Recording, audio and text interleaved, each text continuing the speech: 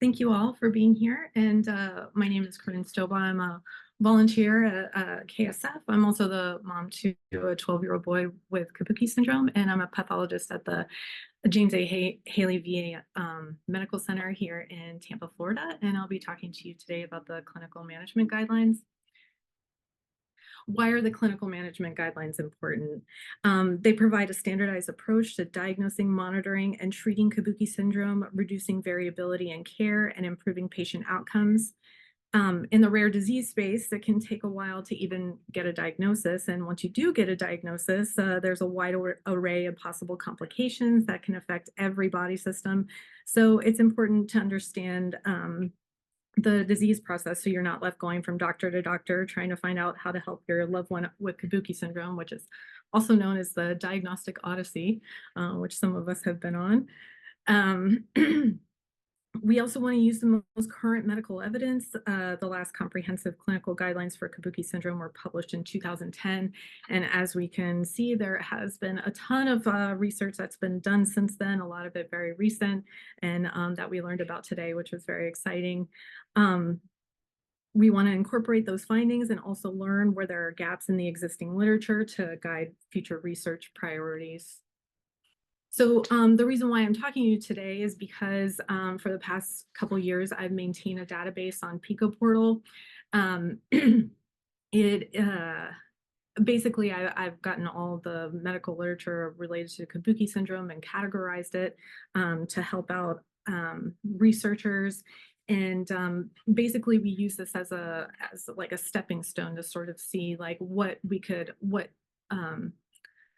articles we could include and exclude and form inclusion and exclusion criteria for the clinical management guidelines and kind of organize the themes and the experts that we would need in order to publish this document. So our leader in this project is Dr. Sid Banka in the University of Manchester in the UK. And you can see the members of our steering committee are going to steer us in the right direction because they are our heavy hitters in the world of Kabuki syndrome research, and our project management group is also very dedicated to moving this project along. You know, there are experts from all around the country that are involved in this, all around the world that are involved in this project. So, you know, getting these busy experts together in different time zones can be a challenge, and our project management group, especially Clara, is very good at moving things along. So we're very fortunate to work with these people in order to get a very useful document for the community to use. So where are we in the clinical management guidelines? We've identified the members of the project management group and steering committee, as you've seen.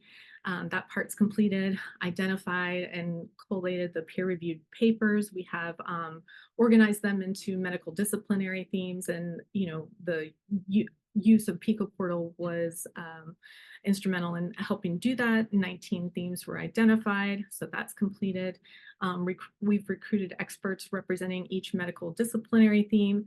Again, we have expert groups representing scientists and clinicians from over 10 countries, which is amazing.